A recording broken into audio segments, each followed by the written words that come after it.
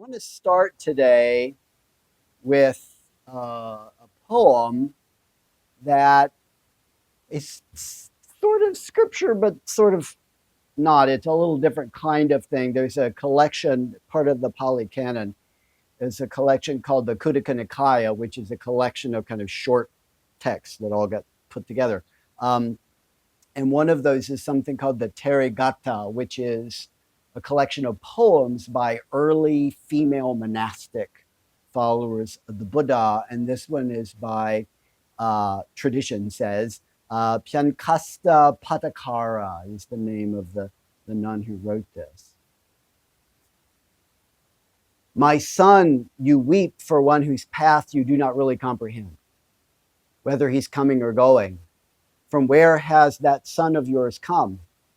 And yet for one whose path you know, for him you do not grieve at all, whether he's coming or going. Such is the nature of creatures. Uninvited he came from there, unpermitted he's gone from here. And having come from who knows where, he lived but for a few short days. But though gone from here by one path, he goes from there by another. Departed with a human form, he will go flowing on and on.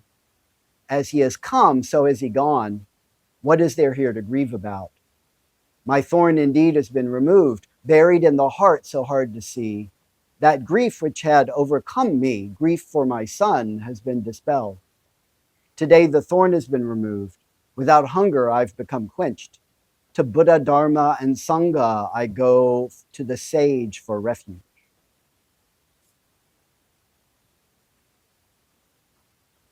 I know it may seem a little out of place here on the cusp of summer, but what I want to talk about today is grief and mourning, and how our Buddhist tradition provides both a container for our grief and tools that we can use to survive it, to manage it better. Here in America, there are 3 holidays this time of the year. The obvious one is Memorial Day, the day that we set aside to remember and venerate those who've sacrificed themselves on the altar of our nation. I think it goes without saying that grief is aroused by this holiday, especially for those of us who've personally lost a veteran, whether in war or thereafter. And our culture has a number of traditions that are intended to focus and express that grief at a national level or a local level, maybe parades, ceremonies, many focused on the flag, this sort of thing. The other holidays, Mother's Day was a few weeks ago, right? And Father's Day is coming up this next weekend. Presumably for most people and most families, those are happy events. But for those of us for whom one or both of our parents have died, these holidays can be occasions of grief, obviously. One of our Belmont Zen Center Sangha members' mother died last fall, and we had a memorial service for her shortly before Christmas. The family's Catholic. They had a very nice Catholic funeral for her, but we did a memorial service for our member later. I got up on Mother's Day morning. I woke up thinking about her. And then I went on Facebook and saw that she actually posted, "This is my first Mother's Day without my mother." From now on, for the rest of her life, as a mother herself, Mother's Day is going to be happy, but it's also going to be poignant, right?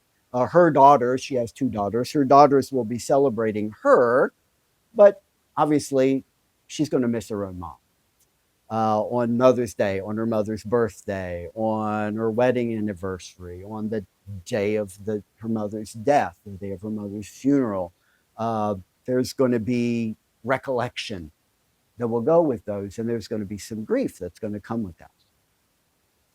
Obviously, we carry grief with us for everyone we've lost. It's always there. Sometimes it intensifies depending on the situation, the context, the time of the year. We may also have a degree of anticipatory grief. for loved ones who are still with us, but whose death we're anticipating, dreading, maybe a little bit. Maybe that's the right word. My mother, I almost lost my mother 11 years ago. She was very, very ill. She came very close to death. I spent a few days unsure if she was going to pull through, and there was anticipatory grief. That was a really powerful part of that experience, very potent, and that's a feeling that lingers because now her mortality, which I always obviously knew about, but it became more salient. It became sharper because of that experience. So it's always there a little bit. We may also have a kind of anticipatory grief for ourselves, not so much about ourselves, more so for all the loved ones from whom we will be separated. I think about my wife, my kids, my grandkids. There's an ache that comes along with thinking about the idea that they will be grieving someday for me, potentially, definitely, unavoidably. Because the undeniable reality is we are mortal beings surrounded by mortal beings. And because of that, grief and mourning are unavoidable. I know this Sangha is very aware of that fact. You're anticipating the opportunity to celebrate the life and mourn the loss of your friend Shinyo in a few weeks here, Mickey. As long as we live, grief is our job. But it's important to understand that sometimes it's our full-time job. But sometimes it's our part-time job. It can't be our full-time job all the time. There's a word for that. There's a term for that. Anybody who's familiar with psychology, psychiatry, counseling, it recently got added to the Bible of the mental health field. The Diagnostic and Statistical Manual now includes a diagnosis called prolonged grief disorder. The idea that making grief your full-time job for years and years and years is not healthy. When the death of someone we care about is fresh, grief is our full-time job. I think it's appropriate that grief is our full-time job. Our minds are preoccupied with thoughts, memories about that person. Our to-do list may be full of obligations that have to do with that person, a funeral to plan, maybe to figure out how to pay for, forms to fill out, friends and distant relatives to notify, lawyers and banks and government agencies to deal with, all the red tape of it.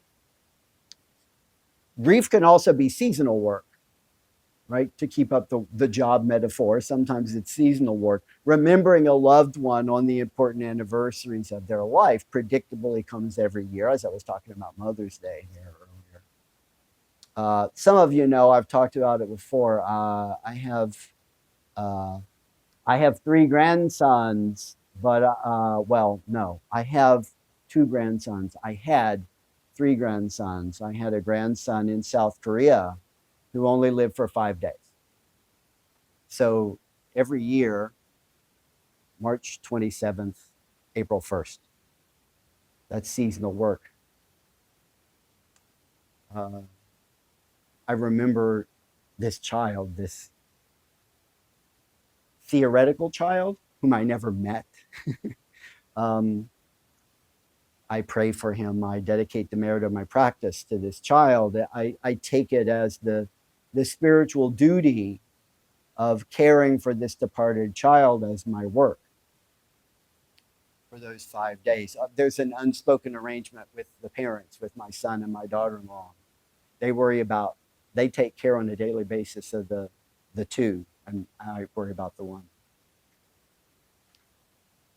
We're not alone in this work. We have resources, right, that we can draw on. We have people we can talk to. We have traditions that we can lean on to manage that with with less pain. And the important point I want to make this morning is as adopted children of this Korean Son tradition, I'm looking around the room here. None of us grew up directly, at least, in this Korean Son tradition. But as adopted children of this Korean Son lineage, the traditions and practices that have come down to us as part of our spiritual inheritance provide us with some tools that we can use to work with our grief and a therapeutic environment in which we can do that. My impression is that here in America, many cultural traditions that used to guide people through the process of grief have kind of faded out. A lot of them have gotten lost completely, and in actually pretty short order, just a couple of generations. Things that used to be an important aspects of the way the community would come together and people would support each other, and traditions, cultural traditions, have sort of been abandoned or faded away or forgotten about. My ancestors are hillbillies way back, right? I grew up in southern West Virginia. My mama was born in a coal camp. Hillbillies way back, both sides, Kentucky, West Virginia. Not Hatfields and McCoys, but pretty damn close. And there are mourning rituals that used to be really common in my hillbilly ancestors that I've heard stories about, but I'd never experienced because they were things that had already kind of faded or been abandoned before I came along. For example, my mom still talks about how she and one of my uncles, her brother-in-law, sat up all night with my father's coffin open in the living room of the house, right? They went to the funeral home and they prepared the body and they got it in the casket, but then they brought the coffin to my grandparents' house, which just had like a little bridge over a creek. I don't know how the hell they got a coffin over that little tiny, didn't even have handrails on the sides, but they got a coffin into the living room. And my mom and my uncle, not a child of the man who died, a son-in-law of the man who died, sat up all night next to the open coffin as people from the community came and went all night long, bringing food to the house for next morning really early. They took the coffin up the hills, up the mountainside to the cemetery up on the side of the mountain overlooking the holler, right, to bury him, and then came back to the house for a meal that fed the whole community and had lots and lots of food left over, I'm sure. That's a way of mourning I never experienced. I went to lots of funerals in Kentucky up on that mountain, but that was something that was gone. A lot of those traditions had already fallen by the wayside.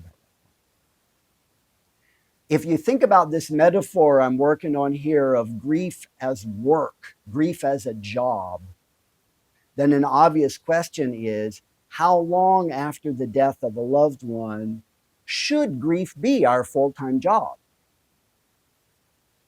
I think this is an area where we've definitely lost something in our modern capitalist work-obsessed culture. For example, Hedison had mentioned earlier, I work for Ohio University. My employer gives contract staff employees a maximum of 3 days of bereavement leave, limited to the death of a loved one who meets a pretty narrow definition of immediate family. And outside of that, you don't get any leave at all.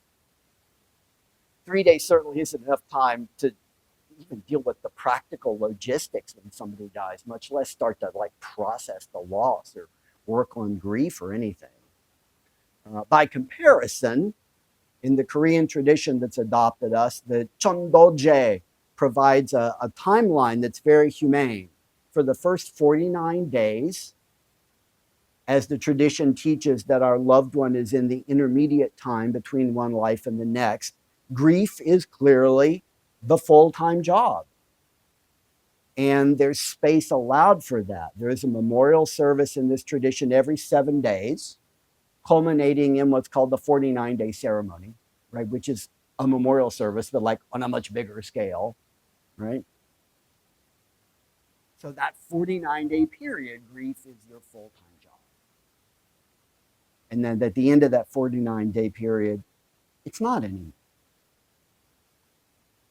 On their face, these rituals are performed for the benefit of the deceased, right? To help guide them to a better birth, such as in Amitabha's Western paradise. But clearly, this series of ceremonial actions benefits those who mourn as well.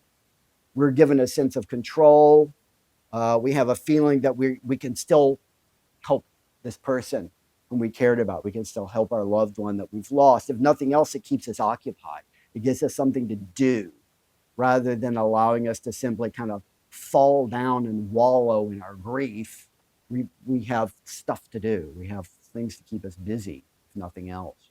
I found an academic paper that a couple of researchers wrote about the 49-day ceremony and its function. Hyun Gong Moon and Brian D. Summers, they made kind of the same point. So this is a quote from their academic paper. Firstly, the ceremony functions as a send-off for the deceased, ensuring their place in the Pure Land. Second, the ceremony acts as a means of spiritual and psychological comfort for the survivors.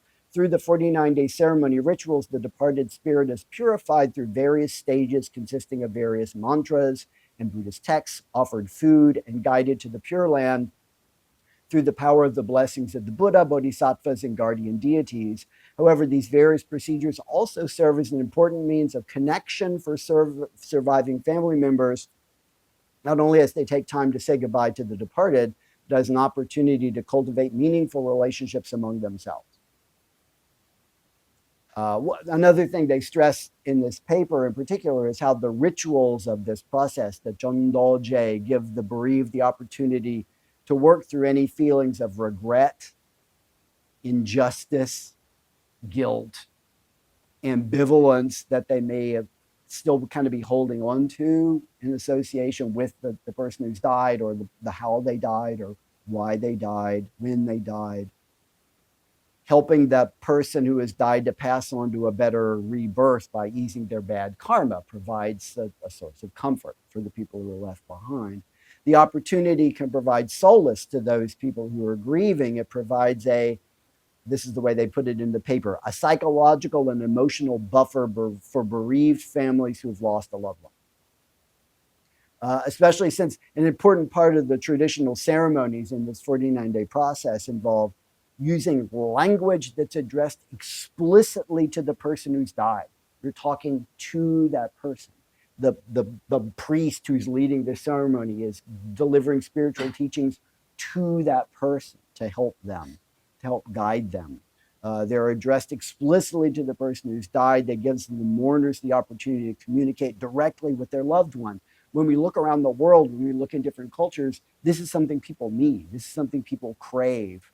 I wish I had another chance to talk to that person. Well, you can. In the context of these rituals, you're talking to that person, you're addressing their needs, their well-being.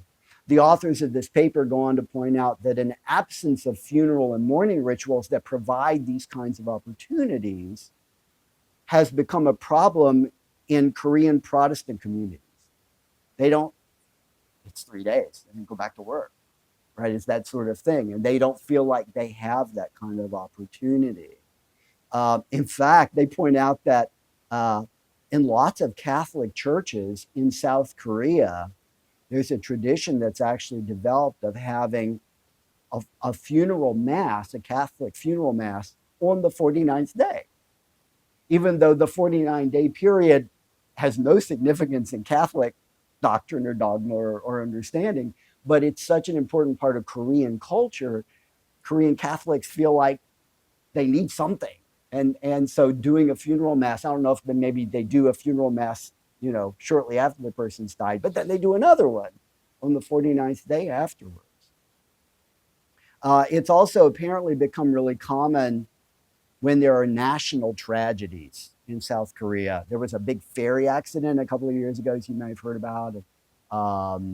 There was a disaster in Seoul a couple of years ago where just kind of a mob crush and a couple hundred people died just sort of getting stomped on in it. It was some holiday. Bad traffic control problems. It's apparently become really common to have sort of national level 49-day ceremonies after those kinds of things to give the whole country a chance to grieve. So compared to the anemic funeral traditions that we're kind of left with in American culture, which don't seem like a lot of time and labor to do, mostly we're paying professionals to do them for us, it might be tempting to view 49 days of weekly rituals as a lot of bother, a lot of effort, a lot of time to put into something. I hope I've dissuaded you of thinking that way. I think this is a positive thing. Regardless of whether you believe these rituals hold any benefit for the loved one you've lost, these rituals provide you, as the person who's left behind, the opportunity to do that kind of deep, full-time job of grieving with an intensity and a focus that's beneficial, to work through stuff, to not just sort of let things fester. And metaphorically, think about these 49 days as an opportunity to have kind of a hot, intense fire that burns away the underbrush of from our relationship with that person who's died, and what's left behind is kind of a clear forest, right? Rather than having sort of a choked and smoldering fire that could go on for years, for a long time. So after the intense experience of this full-time work, we're better prepared for the part-time job of continuing to grieve and mourn that person in a different way through the first year, right? As we continue to remember that person as a focus of our practice. And then following that, the seasonal work of years to come as we commemorate that person on their life anniversaries, right? On their birthday, on the day that they died, on Mother's Day, on Father's Day, on those kinds of occasions. I think the 49-day ceremonies, going through that process, can help us to reach a more hopeful resolution so that those later experiences are more, they're, the word I used earlier, they're poignant, but they're positive, right? We can remember the person. We can have pleasant memories of that person. We can have pleasant feelings that we associate with that person rather than the lingering negative that we've sort of been more able to work through. Sunbol Hashipshio, may you and all beings manifest enlightenment.